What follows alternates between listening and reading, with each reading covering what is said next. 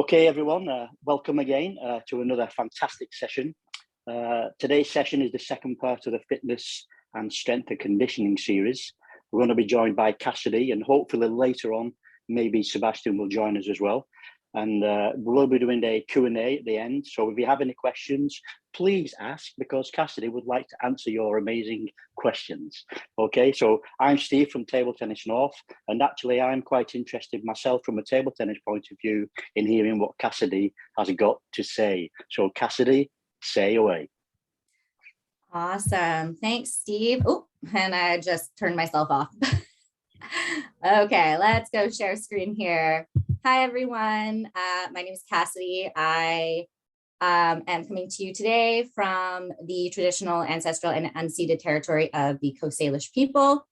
I am here today to talk to you guys about leading in sport through mentorship, collaboration, and innovation. I just need to get this going for you here. All right, so welcome everyone. Thank you again for joining us for part 2 of this series. Last week, we had Coach Sebastian from the Oval High Performance Program speaking to us about the long-term athlete development program and its application in strength and conditioning, and how we can integrate the knowledge to both encourage sustainable training practices and continued retention of coaches and athletes. So Oval High Performance at the Richmond Oval, as you know, maybe not, the Richmond Olympic Oval was first built for the 2010 Olympic Games. It was the site for the long track speed skating competition. In 2012, we developed, or our organization developed, the high performance department. So our goal here is to help enhance performance in life through sport, from the community to the international stage. So basically, our goal is to help support athletes from their developing stages up until either they decide to leave their sport or pursue further elite athletic goals. So just a brief introduction of myself. My name is Kassidy. I am the sport program athlete coach services coordinator. So I help connect teams, athletes, coaches to sport support staff, including nutritionists, mental performance, strength and conditioning specialists as well. So primarily we have a large team of strength and conditioning coaches, of which Sebastian is part of. We also have a number of technical coaches, including a head speed skating coach as part of the 2010 Olympic Legacy speed skating program that we offer, which is now short track, not long track. We have a lead volleyball coach with a very robust volleyball program that is home to the women's national volleyball team. We also have a number of table tennis coaches and table tennis programs running, along with a number of other clients in organizations, hockey, and so many, basketball, things like that. Name it, we have it. I also have a long history as an artistic gymnastics coach and coach mentor. That is one of my passions. I love to coach. I've been coaching since I was about 16 years old. And I've tried to get away from it multiple times, but I always get drawn back in because I love the ability to help support athletes in a really meaningful way and help make them feel like they have value and opportunity, even not just in that sport, but outside of sport as well. So next, this was meant to be a bit more of a participation activity. However, I'll play it and we'll see if you guys want to participate. Back during the early days of the pandemic, we needed to pivot quite quickly to be able to offer accessible solutions to our athletes who were no longer able to access the facility. And we also thought, why not make it accessible to everyone? So we'll pull this up here. So This is on our Instagram page. So we have, this is our coach, Coach Nicole. She is demonstrating in and out jumps in this video. In the next video, we have her demonstrating speed skate, single leg knee touches. And finally, we have side step squat jumps. So basically, we wanted to show with this that all sports are accessible to some degree, even if you don't have a facility.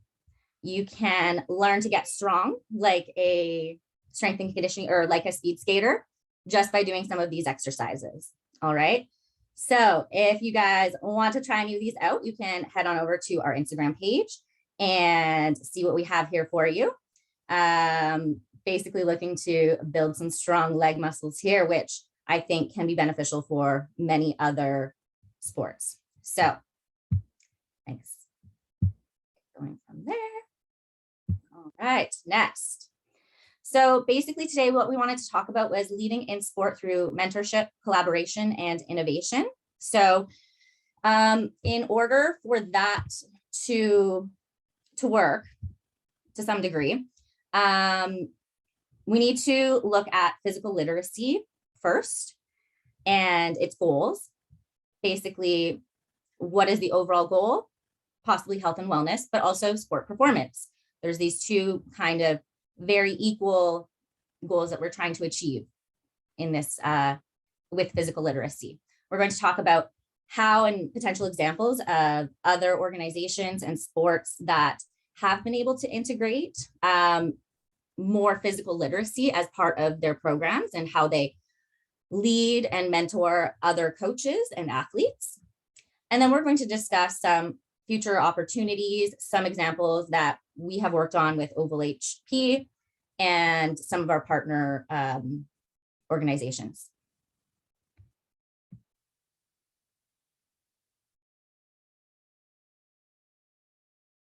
Okay, so we're going to do a little review of what physical literacy is. If you can recall if you were able to attend last session, Sebastian, he was able to go through the long-term athlete development module and basically discussed the appropriate training ages as they apply to strength and conditioning and how that can support performance in sport.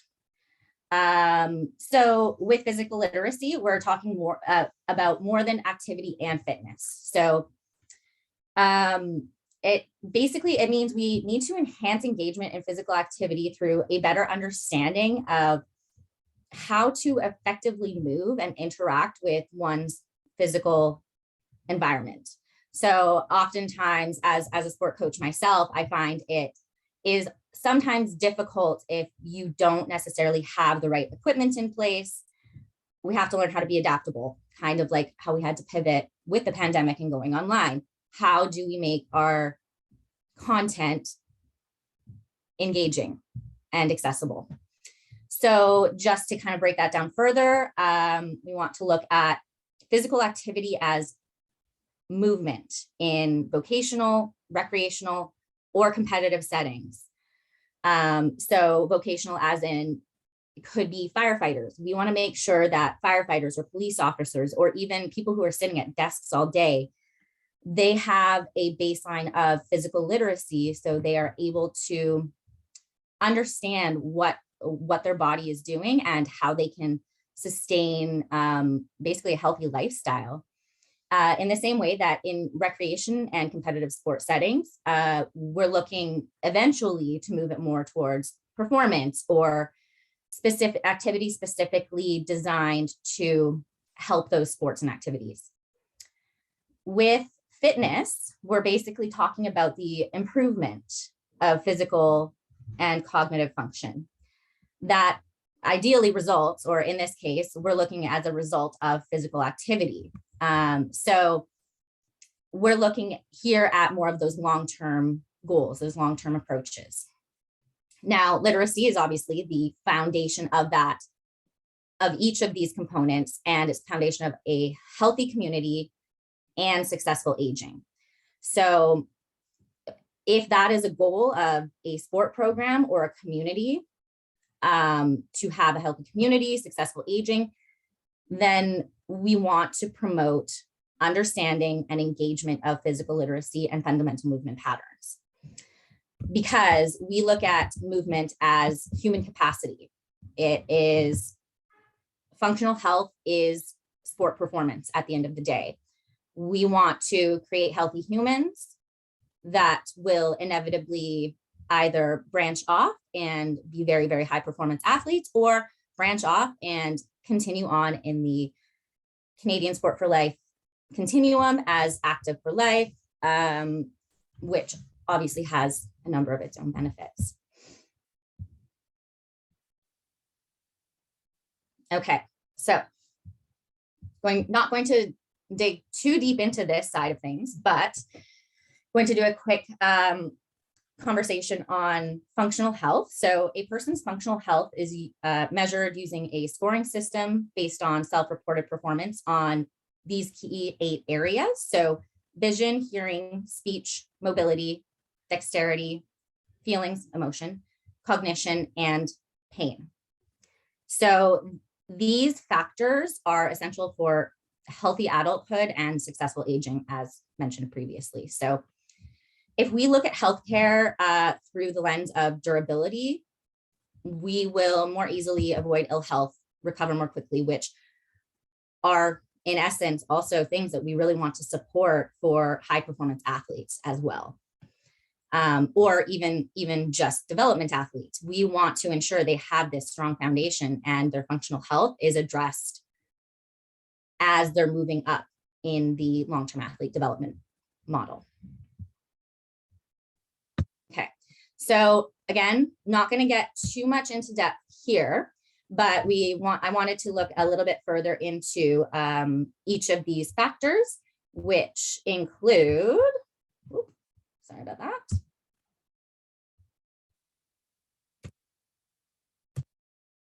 So number 1, we have appropriate physical activity. That is what Sebastian was discussing last week as far as strength and conditioning is concerned, and integrating it into sport, technically speaking. So basically, we just want to understand normal age-related changes and how exercise makes us more resilient to deterioration. Again, in the long term, in the short term as well. The knowledge, though, won't motivate people. So this is where we need to look at ways to, or we should be looking at ways that we can become more engaging as coaches, as leaders in this environment.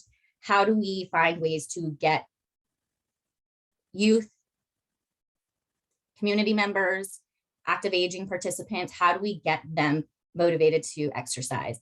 And part of that is helping them understand how these components are going to help them down the line. Cognitive function. So exercise plays a very strong role in enhancing executive functions in the brain, which help with planning, memory, scheduling.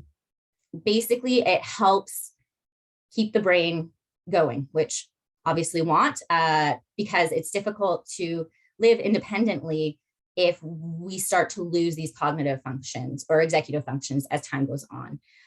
So again, that active aging, as well as from the athlete perspective or the performance sport perspective, where they need to be able to make executive decisions for themselves. We want to help develop autonomous and independent athletes who listen to their bodies and know how to make decisions for themselves. Psychological well-being. So huge factor. One of the reasons we work very closely with mental performance consultants is for this reason alone. We can't guarantee that a mental performance consultant or any kind of mental health assistance will help, because obviously psychological well-being is dependent on many factors. It's multifaceted, genetics, life experience, culture, personality, economic conditions. So there's a lot of evidence that shows that physical activity produces positive effects on basic psychological components like confidence, self-esteem, and providing social connectedness and fundamental happiness, which we all know is one factor in health and well-being. So, and it reduces depression among all ages of participants. So who doesn't want that in a community and amongst a community of high performance athletes? Social connectedness. This one is, I think, huge, and we can see from the many conversations that are being had right now, or even previously when gyms were locked down and maybe sport was less accessible during the peak of the pandemic. Social connectedness is really important. It helps you learn. It is successful in, or it's an important aspect of aging. It helps you belong to social networks. And by maintaining this, it helps you maintain a support system, which is also a really key factor in your psychological well-being. Embracing life transition. So this one is tough. We don't deal with this one much at Oval High Performance, but I can tell you as an ex-athlete and working with athletes, one of the most challenging conversations to have is the athlete who's not sure what to do next. They've committed so much time and energy into this sport. What do they do now? So from the athlete perspective, or from that coach-athlete relationship side of things, I want to make sure as a coach, I'm giving them not just tools to be successful in their sport, but giving them tools to transition into the real world. So developing a work ethic, being able to work as a team. I know in this particular chart, it is more focused on the transitions later in adulthood. So basically just looking to develop a regular exercise routine and looking to recover from injury, illness, or medical procedures, which are all things that athletes have to deal with themselves and recover from, transition from. Managing chronic conditions, not going to get too much into that, but we do support a lot of athletes who do have chronic conditions. We work closely with A Sport Medical Clinic. So if you have the capacity to get A Sport Medical Clinic or some sort of assistance in that area, I highly recommend it. Mindful nutrition. So this is also one of the areas that the Richmond Oval and the Oval High Performance Department, with our programs, we are very, very keen on including fully integrated programs. So include nutrition sessions and check-ins, and are we maintaining hydration? And again, you can't out-train a bad diet. So that is fundamental in the physical and cognitive functions for both athletes and regular and community members. So we need both, though. You also need to have good nutrition in order to require the most benefits from physical activity. If you're not fueling your body properly, you're not going to get the most out of your training sessions, your fitness activities, and whatnot. And finally, the human body is designed to be dynamic. So we can all be durable. And at the end of the day, we're just looking to help build humans and athletes that are able to endure the challenges that not only aging involves, but sport performance requires as well. Okay, so this is kind of the key challenge that I have seen as a sport coach, as an administrator as well. Accessibility can be a challenge. And I'm sure if you're joining us from the North, or as somebody who is an athlete with a disability, or an individual with a disability, or just anyone in general who maybe lacks the access, it could be a cost component as well. A lot of these things will impact the ability for a whole community to be able to utilize these factors in a really fundamental and useful way. So that said, there are some communities and some organizations that are doing a very good job at moving along and really, really supporting this idea of physical literacy and, as you'll see here on the screen, the joy of sport for all. So I'm not sure if anyone else saw the Globe and Mail article. I think it's actually it's come out a few times over the last couple of years. This focus on Norway's model of sport development. So just to start things off, Norway has won more Olympic medals, 368 to be in fact, than any other country, and it includes 132 gold medals. So it's not just success in the Winter Olympics, though, as many people anticipate. They also are quite successful at summer sports as well. As you can see here, we've got a photo of Christian Sorum and Anders Mol from Norway, who most recently won the gold medal in the Tokyo Games for beach volleyball. So something that is really, really exciting about Norway's model is that the joy of sport is the main driving force for everyone involved. They approach the fundamental premise is that peak performance in any endeavor requires positive feelings, joy, care, appreciation, and even love. So they also approach sport from a place of mentorship. So rather than coaching, they want to mentor their athletes. Most of their sport, I believe all of their youth sport is relatively low cost. The government has put policies in place that do not allow for points to be recorded for any participation in sport below the age of 13. So this just promotes more fun to be had, less focus on the performance side of things and the winning side of things, and allowing a multi-sport approach as well. So less early specialization in sport. It allows for a more sustainable long-term approach, and they're looking at building good citizens prior to good athletes. So there was another thing that I read in the Globe and Mail as well, where they said, like, we just want them to have fun. We'll count the medals after. So I think that that's a really cool way of looking at it as well. It also speaks to how many other parents end up getting involved back in their sport communities.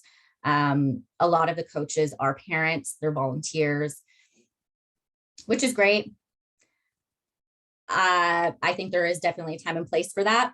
I do think that there is a need, though, for experts to be involved to some degree, though, to help kind of support other areas that maybe not everyone has knowledge in, which is what we'll talk on a little bit later with the nutrition and mental performance consultants that we help integrate to our programs.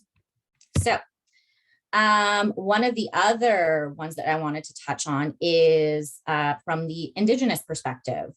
So in Canada, we have a couple of policies. Now, I'm not an expert in any of this, but when I'm programming for myself, I do like to consider how other communities are doing things and how they're making things inclusive and accessible. So the Indigenous Communities Active for Life model, basically they look for our shared values and building capacity first and foremost. We're also looking at sport from a place of quality sport. So ensuring that we have good people involved, I think, is very, very key, as well as having good places and good programs that are developmentally appropriate, which feeds right back into the physical literacy and sport for life, active for life, fit for life components of that. We're also looking at empowering communities and transforming lives, Indigenous sport, physical activity and recreation strategy. And looking at how Indigenous communities apply the medicine wheel to their health and well-being, and how we can also apply that here to sport. So one of the organizations we get to work with is iSpark BC. And this is them a year or two, it was definitely before the pandemic, because there's no masks. We were running a training camp with them. I think it was prior to one of their selections for teams.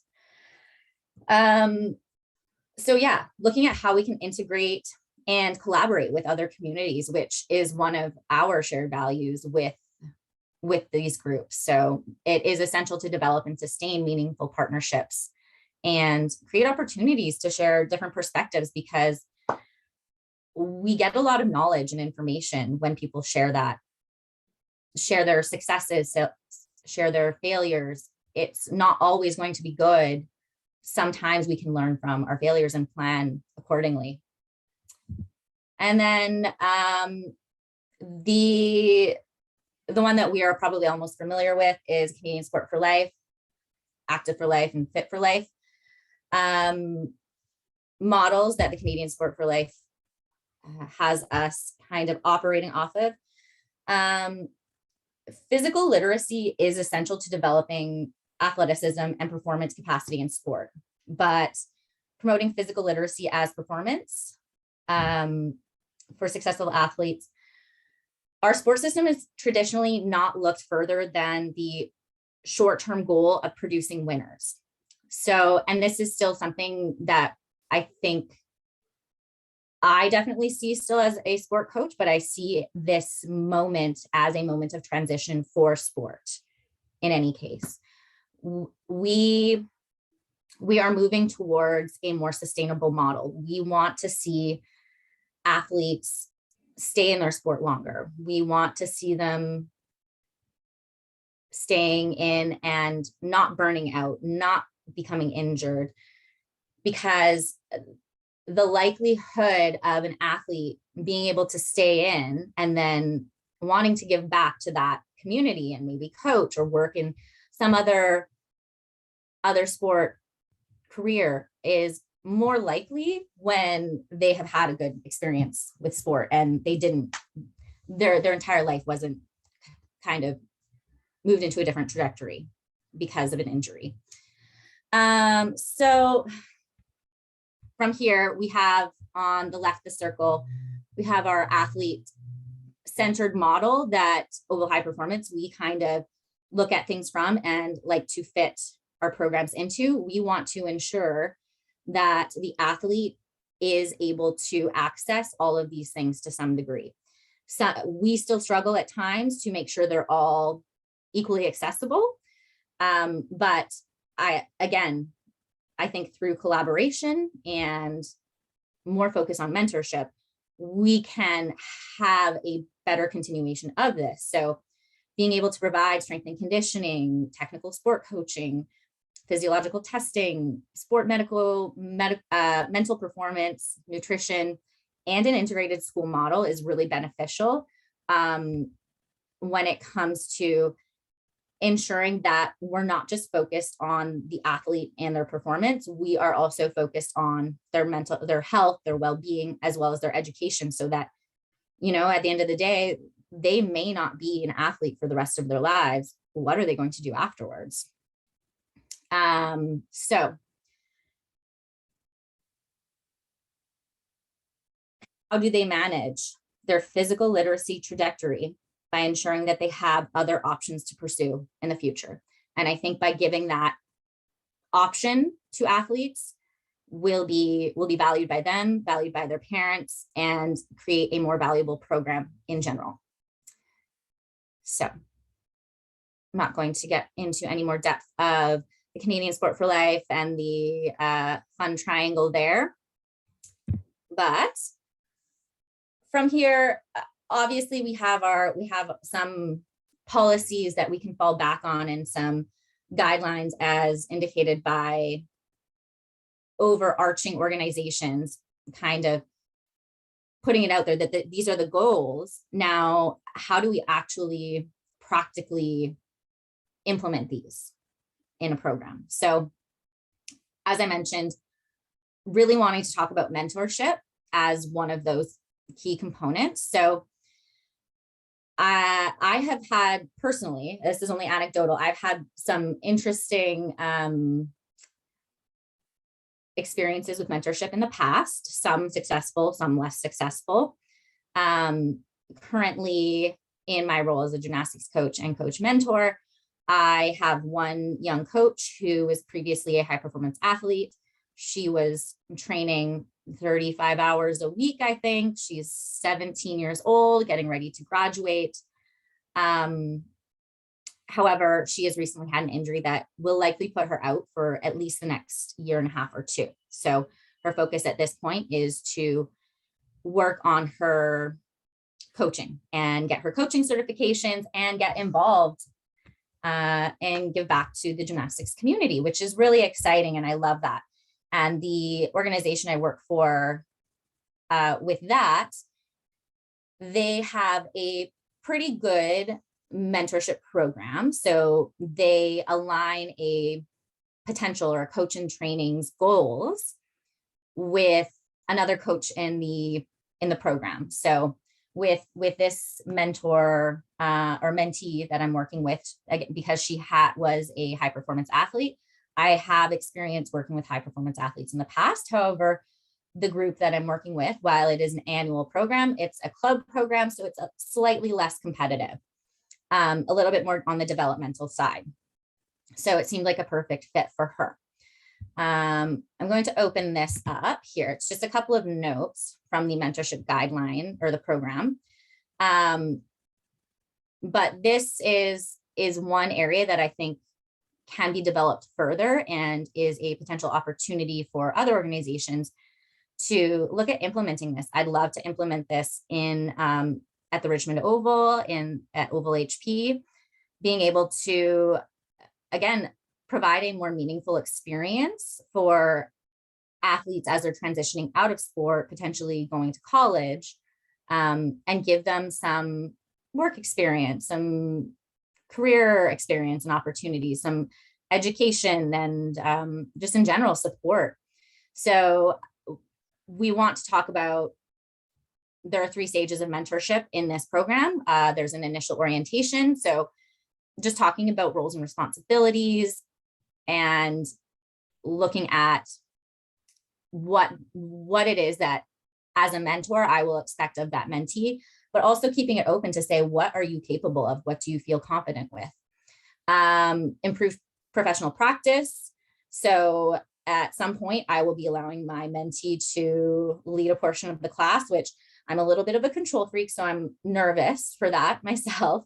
But I'll have to give it over, and I trust her. And I think as we continue to get to know each other, that trust will only deepen further.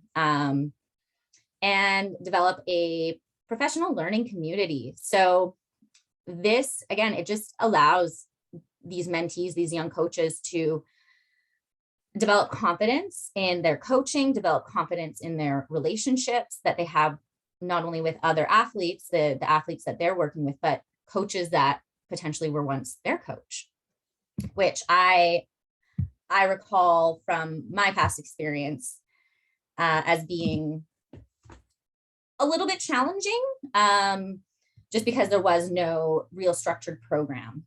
And then on the side here, I also posted a little bit of the evaluation.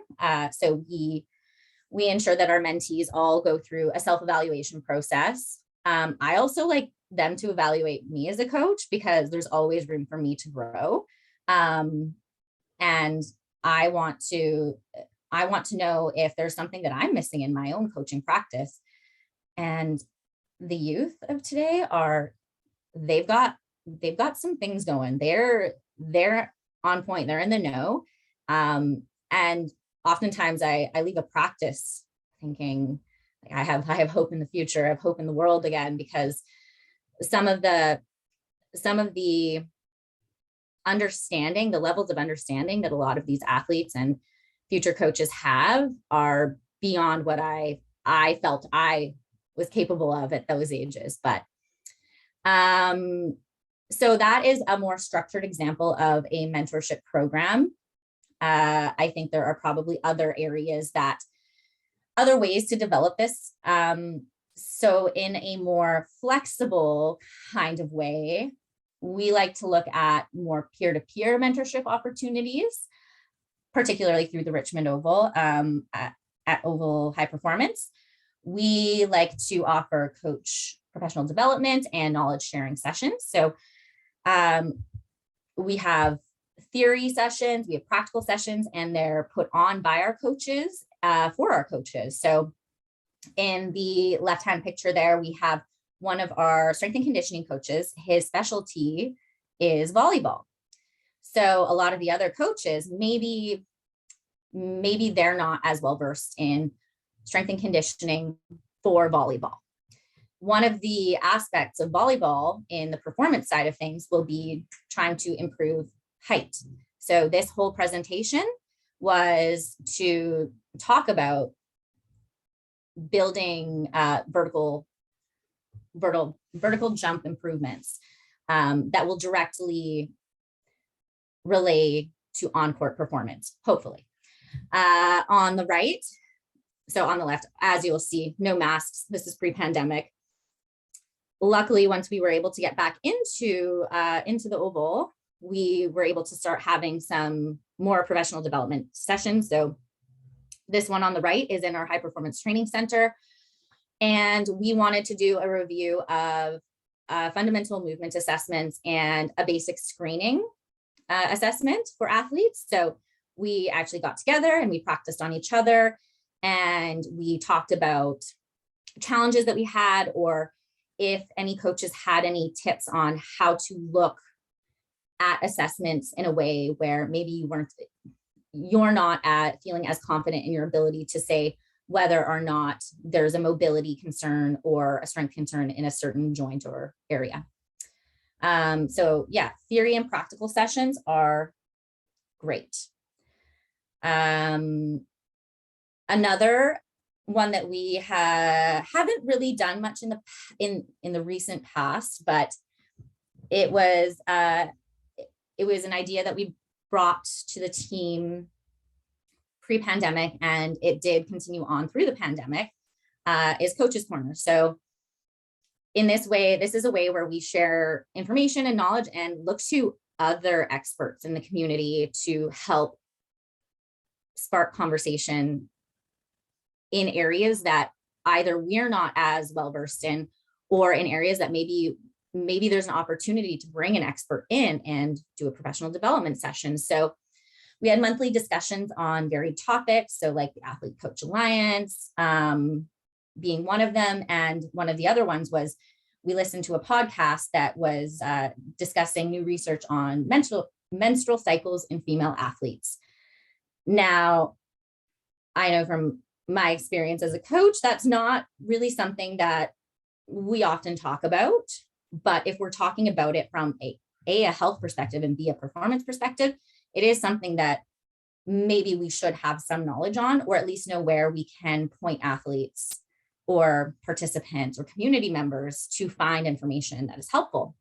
So that podcast that we listened to and discussed and asked questions about got us thinking that, okay, like we as coaches, we need to know more. We want to understand more.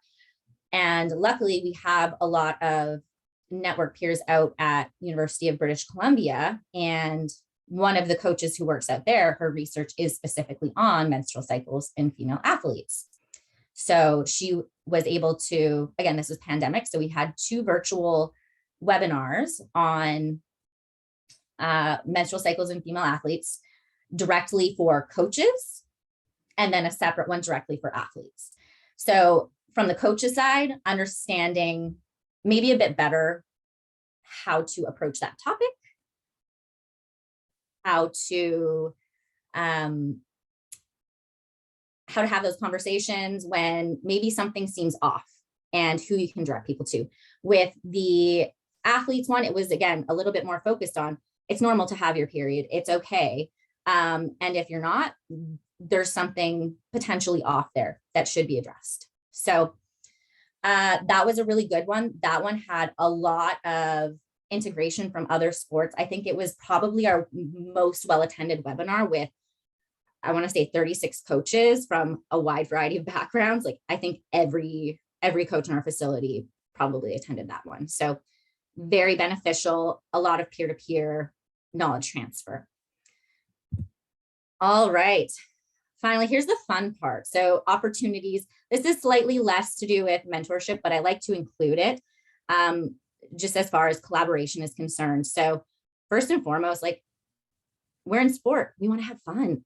And I think a really exciting component of that is, at least at the Richmond Oval, we have access to a lot of different things.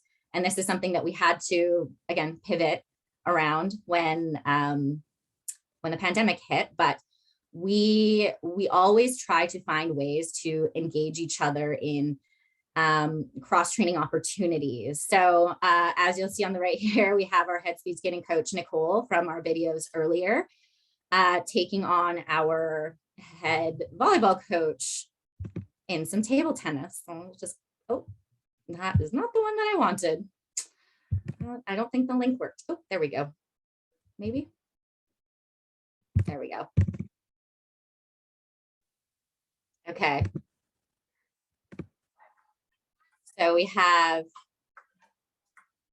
them playing what I thought was a pretty good game, or they had a pretty good rally. And just being good sports about it, and showing that you are interested as a coach in how other sports can cross over will inevitably trickle down to your athletes as well, and allow them to be more open to other exercises, activities, opportunities. Other collaborations that we've worked on are Table Tennis North. So collaborating in providing these webinars, looking at how we can support them in fitness, nutrition, and mental performance. So last year was the first year that we were able to, that we had this opportunity. Thank you.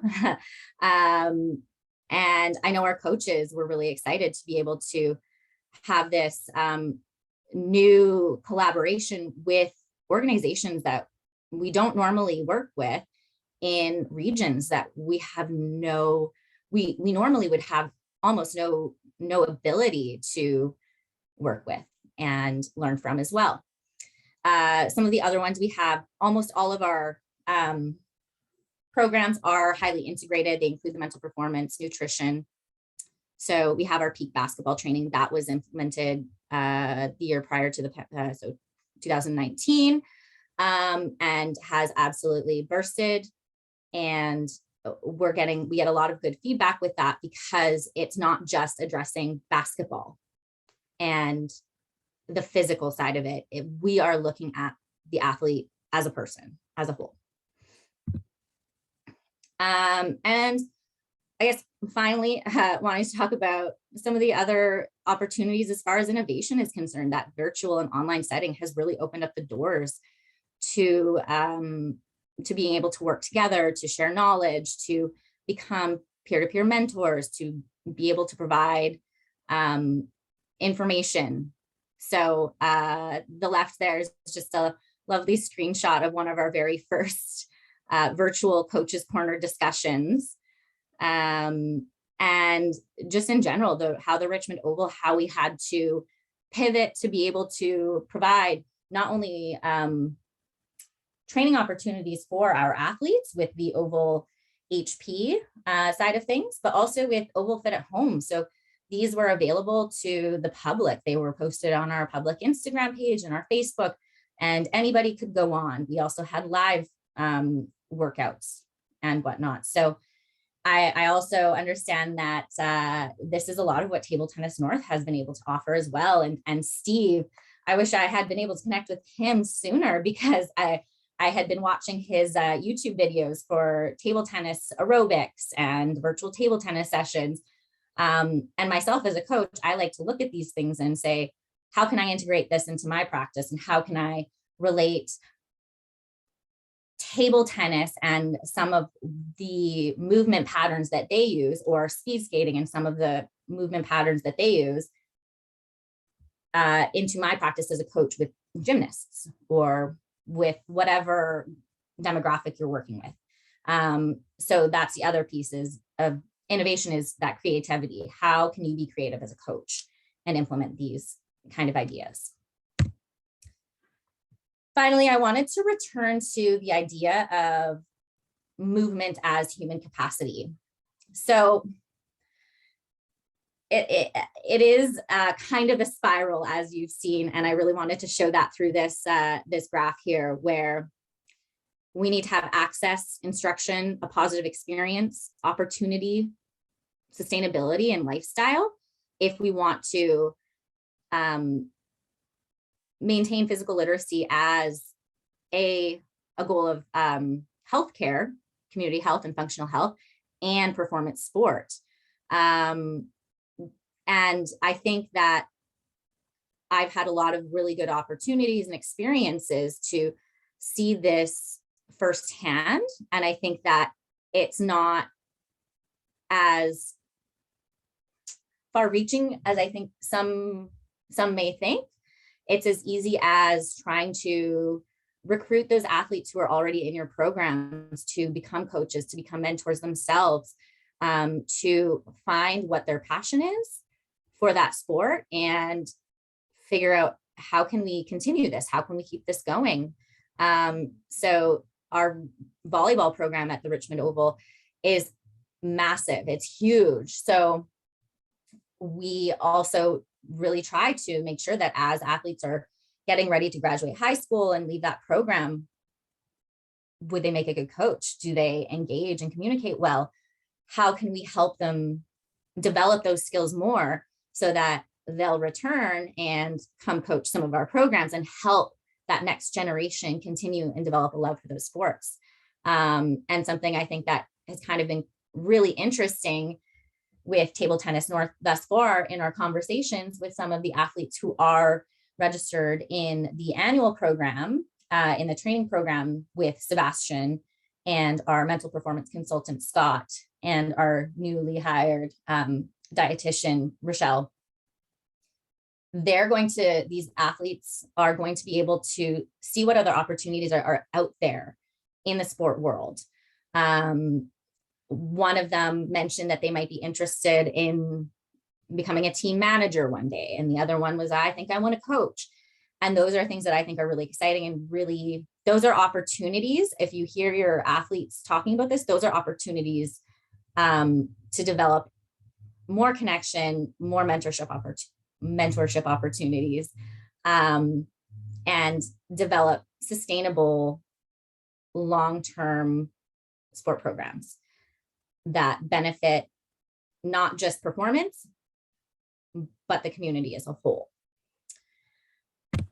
So that was a lot of information. I'm not sure if anyone has any questions.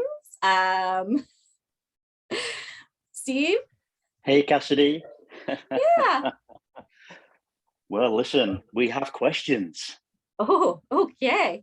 Yes, it's good. It's good news. So hopefully give some good answers and give it your best shot. I'm sure you're going to do fantastic. First of all, I want to say thanks for such an informative session.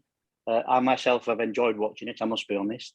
And I got to say that there are two words you put together that made me smile, because I absolutely love the two words.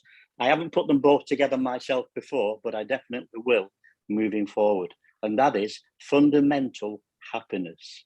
Absolutely amazing. I like it. Very, very. It's so important. So fundamental happiness, Thank you. Okay, your first question. Okay.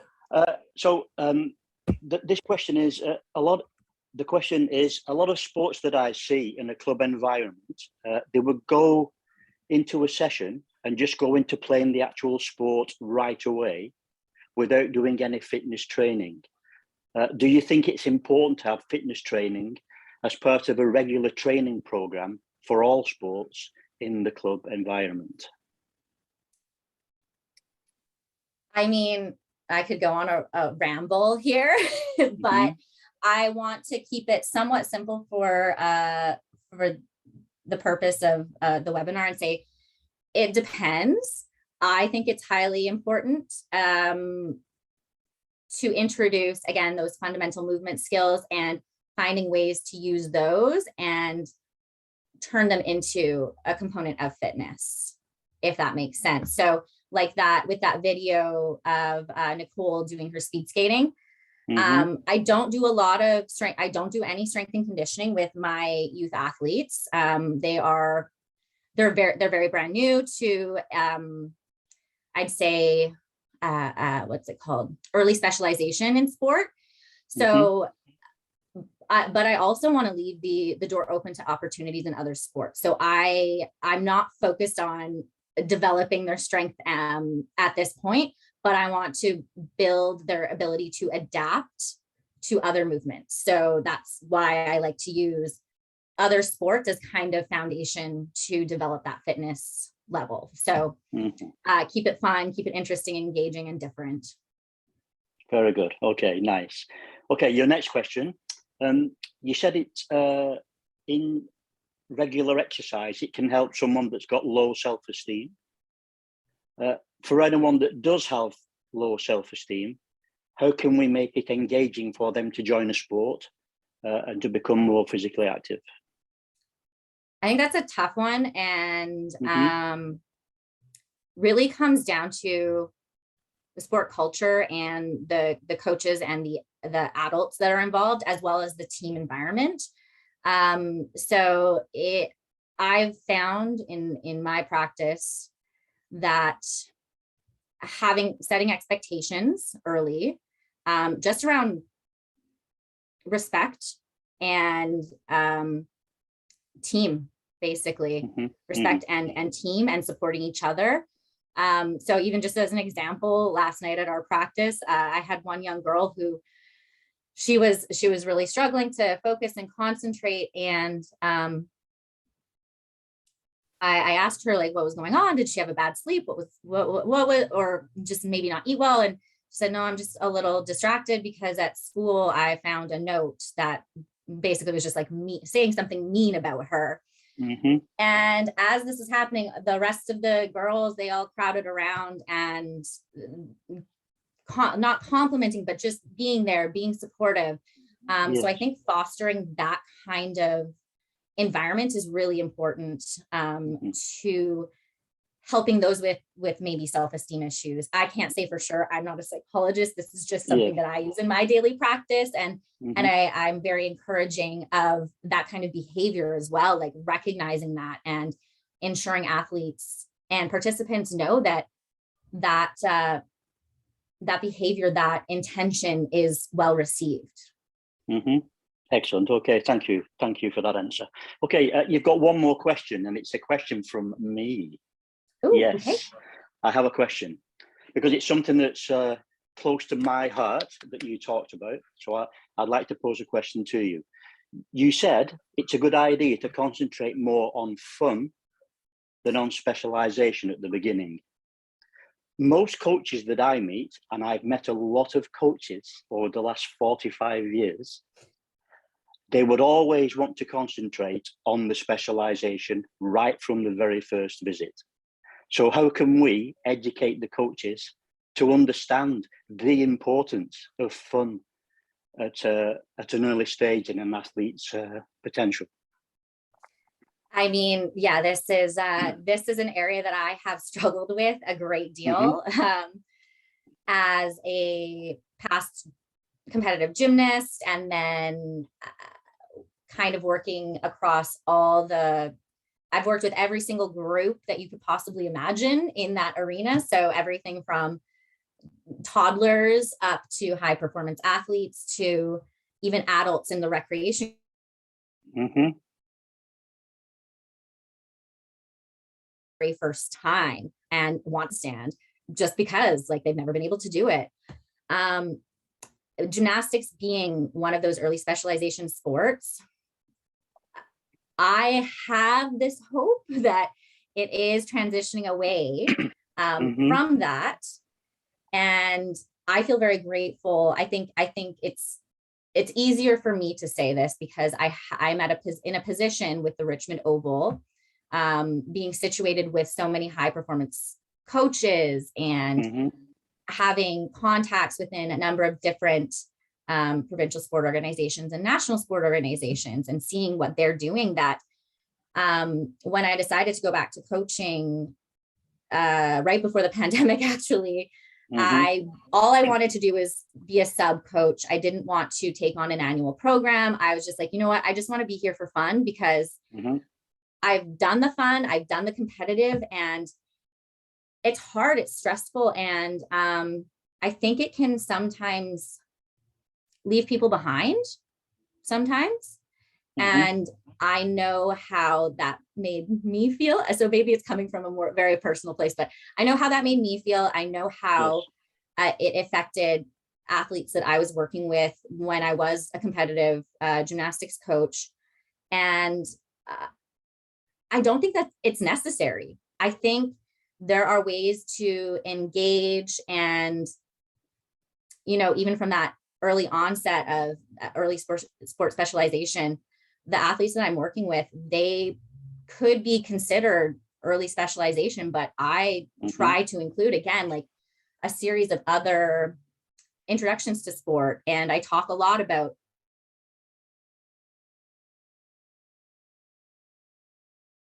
always say that, you know, the work is important, but also having fun and enjoying it is more important. I mean, at the end of the day, if you're not enjoying it, what's the point? It's not going to help your mental health. That you're going to end up working very, very hard and losing that passion at the end of the day, because you don't know what you're doing it for. Unless you are that highly motivated athlete, which is great. I love working with those types, but even more, I love working with those athletes who are not really sure. I want to inspire some sort of love for it. And if they choose to leave and pursue something else, that's great. I hope that I have provided them with some fundamental basics that allow them to succeed in that area. Good. So okay, I'm not sure if thanks that for answered that. your question, but yes, it does. Yes, but I'm with you for 100%. For me, fun is the most important. You know, I mean, a lot of coaches, they try to understand why retention isn't high. You know, someone will begin a sport and then move on to another sport, and you know what? The answer normally is not enough fun. Exactly. Yes. Exactly. Yeah. Okay, great. So, Kassidy, listen, thanks so much. It's been very informative. I've definitely enjoyed it. And if anyone gets to watch this back, I'm sure they'll enjoy it as well. Are we here at the same time next week?